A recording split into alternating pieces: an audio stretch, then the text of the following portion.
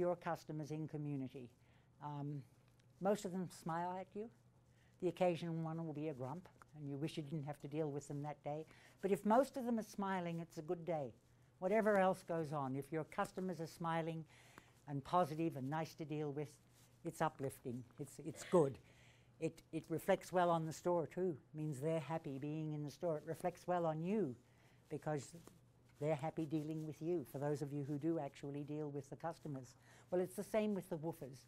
Twice I've had to ask woofers to leave because I felt threatened or for some other reason. Only twice, and all those people. And you have to recognize when you're having people who have come to Canada to study English as a second language, and the real reason they're on the farm is because they want to practice English and they want you to correct them and help them, they're going to be pretty slow in whatever they're doing, and you've got to be patient and you've got to teach them how to do it right.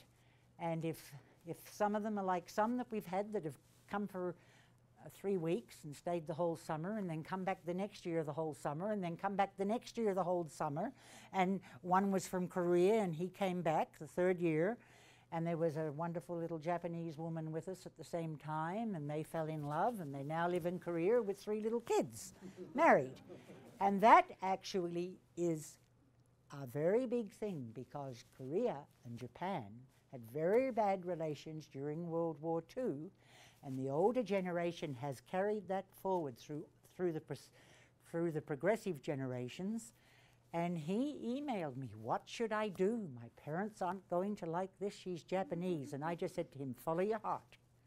They will love her. They just have to meet her." That's how it worked out. And so she lives in Korea.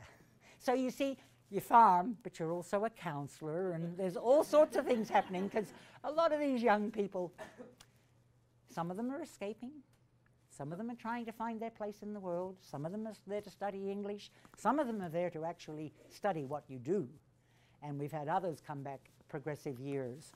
We have one there now who started out 7 years ago and he's still there. Coco. He's the farm manager. And Gabrielle, yes, I'll get to Gabrielle. That's just seed potato. When you plant a potato, these eyes are what will come to the surface. You cut it in half, so from one potato you can maybe get 3 or 4 pieces of seed. When I was in Nepal, I saw something.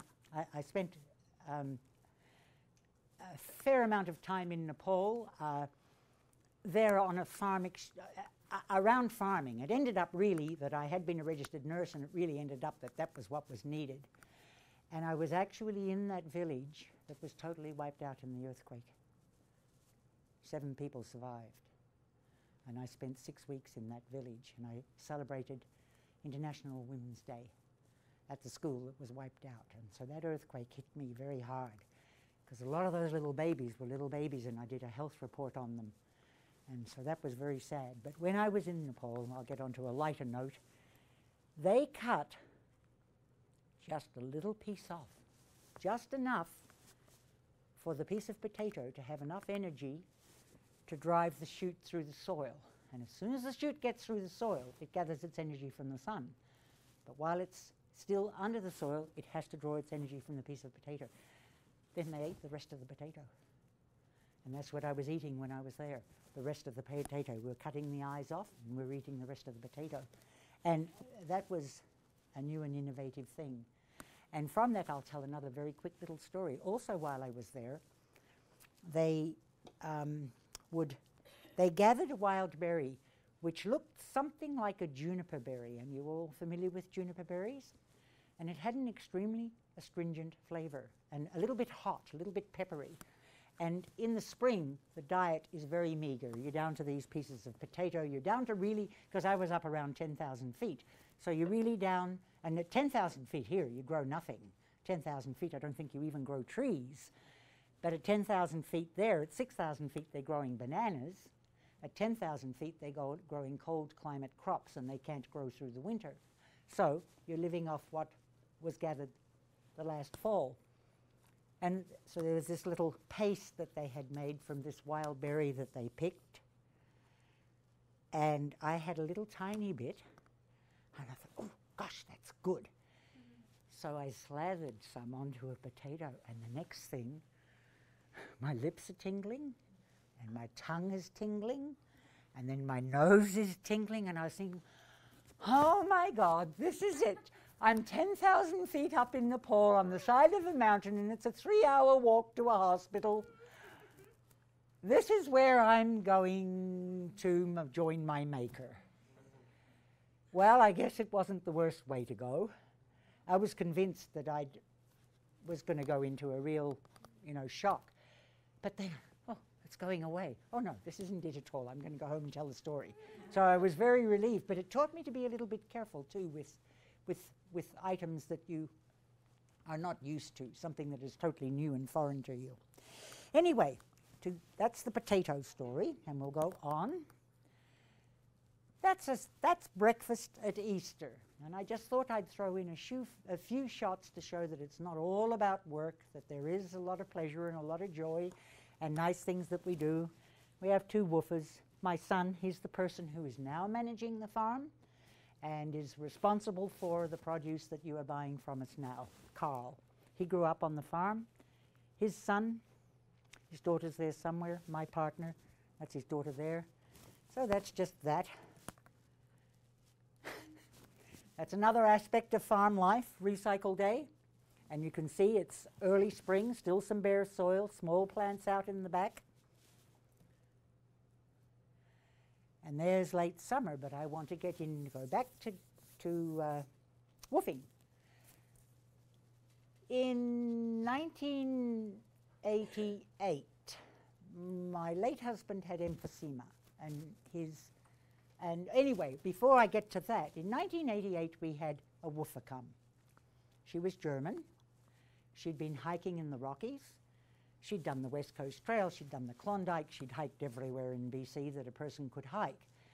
And she met a person that had a woof book, and she phoned a whole lot of numbers and nobody had a place for her.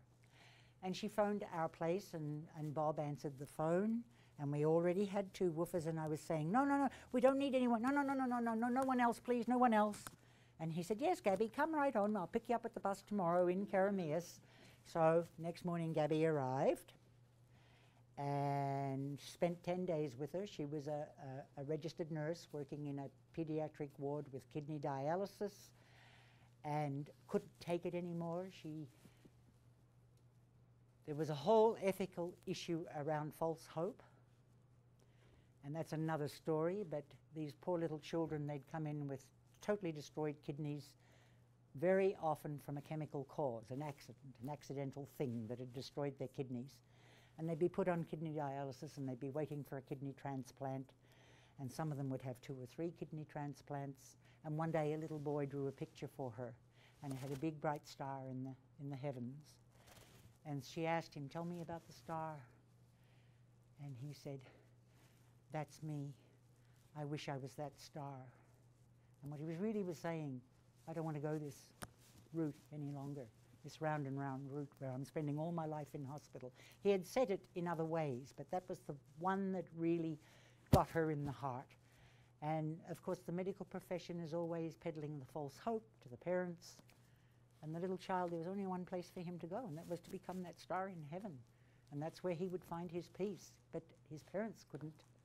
It was very hard for the parents, and you can all relate. Any of you who are parents can relate to the parents' feeling in that.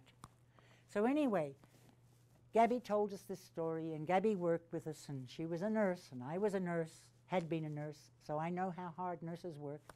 She helped with the squash harvest. Never worked harder in her life.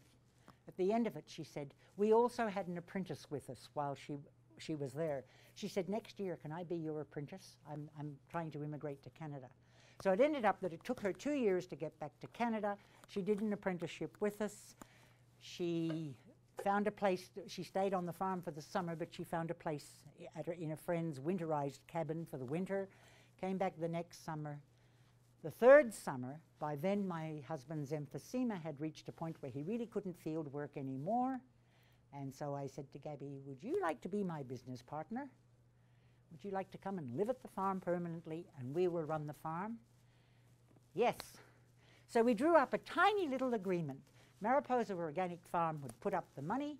Oh, well, I don't have any money to put in. That's okay. What I want is your energy. I don't want your money. We put up the money. The end of the year, we pay all the bills. We do a 50-50 split on anything that's left over. Some years it'll be good, some years it'll be meager, but you'll never starve.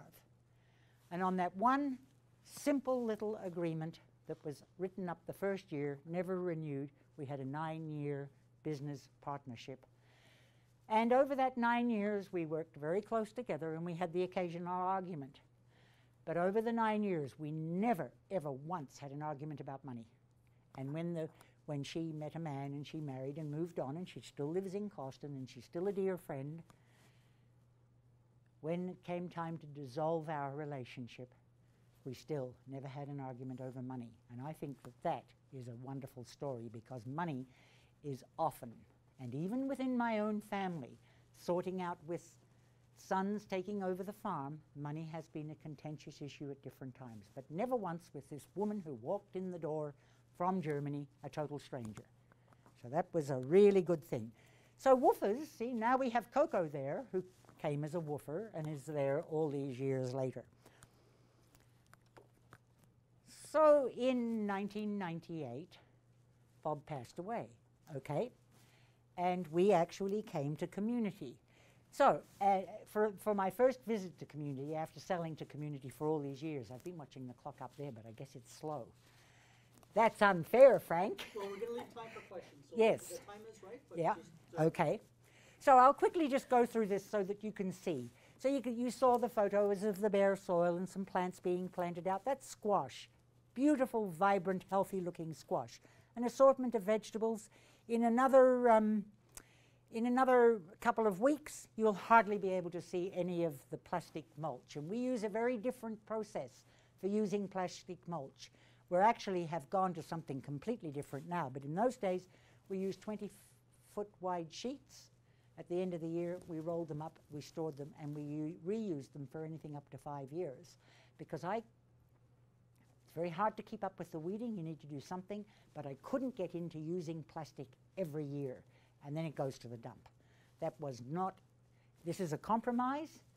The other was an abuse, to do the other, an environmental abuse to me. One of the wild plants that happens to be not inviting to sit on, that grows in the wild areas of our farm. Absolutely beautiful blossom.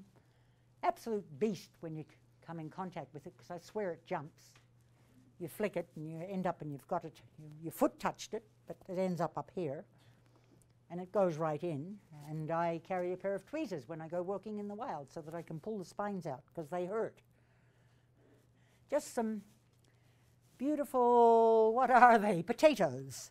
Those are the potatoes from that photo you saw of the little tubers. Onions, that's those little tiny onions that you saw being planted out. Eggplant, and there's the green manure crop. There's the crop, which the 2 years before would have looked like this. So that's growing all season. The next year will look like this, and that will look like that, flipped. You all recognize what they are, don't you? And I guess you all know how important they are to us. Is anybody not aware of what's happening to bees? No. Worship the bees. Our food depends on it. And on the soil. That's another little fellow that we might and frequently do. This year I tangled with one twice. Rattlesnake, the only venomous snake. We have 5 snakes in the Okanagan. This is a rare, used to be prolific. Mass slaughter of it. Now it's on the protected list. We had one, I walked outside my bedroom and was walking up a little path, and that sounded like a rattler. And literally where this is this summer, where that chair is, was the rattler on some rocks, and it had warned me. So I was going off somewhere and I had to go, and I said to my son, my grandson, there's a rattler over there, can you deal with it? Well, the rattler took off. But a few days later, Coco came down to me and said, Lee, there's a rattler all caught up in some netting in the chicken yard. So I go, and it was obviously the same snake, and it was all embedded in this fine netting. My solution was that poor snake, the only thing we can do is shoot it because we can't get it out of that. My granddaughter, no way we're shooting it. My grandson, who's had a lot of experience with snakes, he got it out of there, put it in a bin. While it was in the bin, he cut off, then he put it on the ground, put a stick behind its head, right behind the head so it can't strike, snipped all of the netting off, took the netting away, then they let the snake go. They took it over to a place a little bit away, and it just wriggled off. Good for them. An endangered species. Summertime fun. 104 degrees. What's that? 30, 40, 41, 42? Sweltering hot. So hot, all you want to do is just keep your nose out so you can breathe and wallow in nice, cool water. That's right below the farm. We have our own private sandy beach. So we start at 5 in the morning. By 11, you're in the river cooling down. By 1, you're having a nap. By 3, you're in the river cooling down. When the sun goes down, you go and do some walk. 9 o'clock at night, you're in the river cooling down. Forest fires, that's one of the hazards that we had. We had them seriously this year. Why is it a hazard? You don't get the sunlight. Now, in 1 year, the forest fires actually were a benefit because it was so stinking hot that we ended up not having the sunburn that you would normally get and discard maybe up to 20% of your crop because of sunburn. The smoke haze just softened the sun, so we didn't get the sunburn. But it's not very nice to breathe it. Just some woofers having some lunch on a cold day in the spring, canning there. Little bird that had hit the window. We take care of things like that. If you have a little bird hit your window at home and you take it into your hands and just let it warm up and recover, unless, of course, it's obviously got a broken neck, then that magic's not going to work. Open your hands and it'll fly off. Its heart is going like that when you first pick it up. It's terrified. And as it feels the warm, you feel the heartbeat slow down, and then at one point it'll wriggle a little bit, and you know it's time to let it go.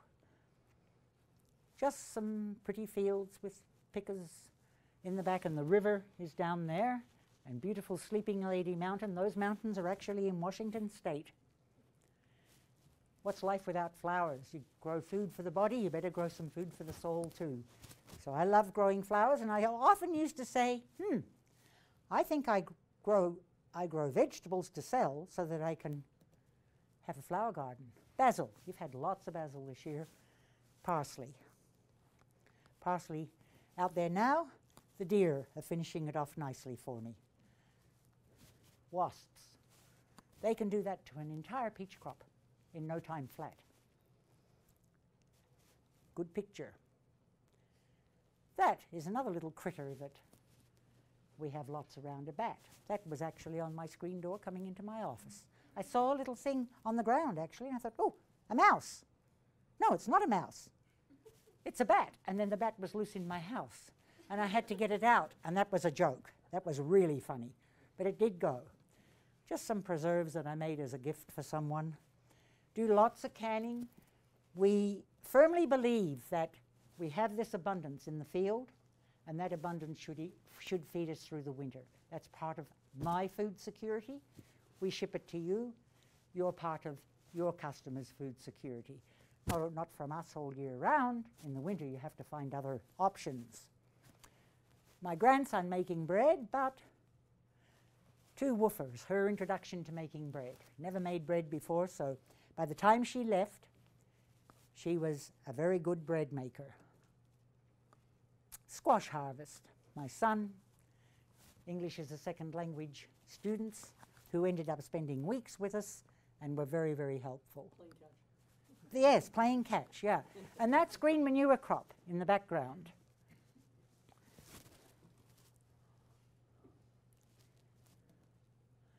And this photo I just took the other day. You can see there's some pretty tall weeds in the background, but this is the squash crop right at the end of the season, the very last squash being picked up.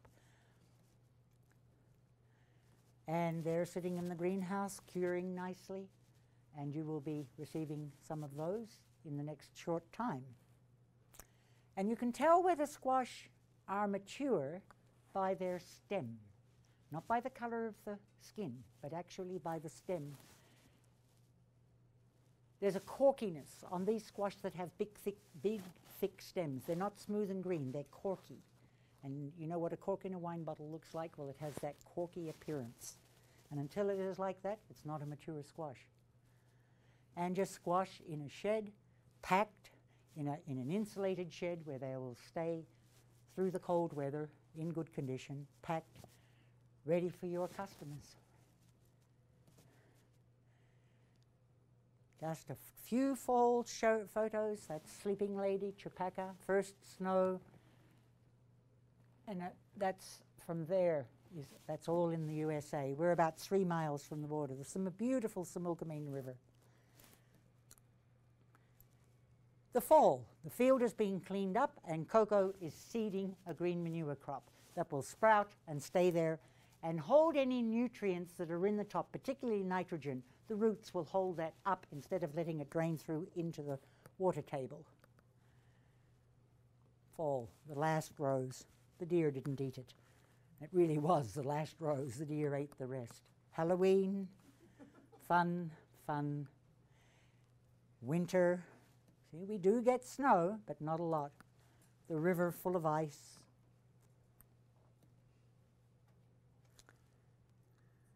Early morning shot. That's a vineyard right next door to me. My house. I took that off the deck of my house. So it's a very, and this, my son phones me up and says, about 3 years ago, he says, Mum, do you want to go to the COABC conference this year? No, not really, Carl. I've done that, 10 years in a row. I don't really want to go. Okay. Mum, I think we should go to that conference this year. Oh, Carl, do you really want to go? I'll go with you if you do, but I'm not so keen. Another week, Mum, I really want to go to that conference. Will you come with me? Okay, we'll go. So I go to the conference with him, and I'm sitting at a table, and I hear this, and so it's time for them to present the Founders Award. And I hear them reading out all of the, and I thought, gee, that's interesting. Some other cranky nurse from Australia came and planted herself in the Similkameen. What a coincidence. And they get halfway down, and I thought, oh my gosh, that has to be me. And they gave me a Founders Award. Bless them, that was really nice. Oh. And there should have been one last slide. Doesn't seem to be one last slide, but the last slide said, thank you for letting me share Mariposa Organic Farm with you this brief time this morning. And I hope our long, wonderful relationship continues. Serve your customers well. They deserve it. Thanks, Lee.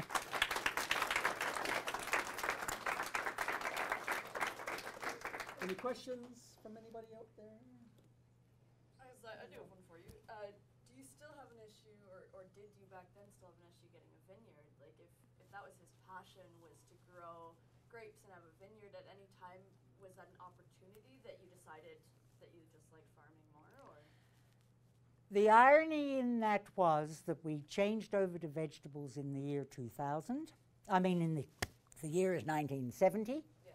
And in the year 1972, there was a radical change in government. We had the first NDP government ever in BC, who brought in the Agricultural Land Reserve, which was a very, very brave piece of legislation. And as part of that, went into allowing small vineyard licenses. So we missed by 3 years. We had no idea that that would have happened. We'd have gone out and worked, but we had made the shift, and also the passion had been burned out. He couldn't fight the bureaucracy anymore. So, yeah. And now there's vineyards all over, and little winery licenses all over. Yeah, okay. I had actually a couple of questions. One is irrigation. How do you irrigate? What do you do?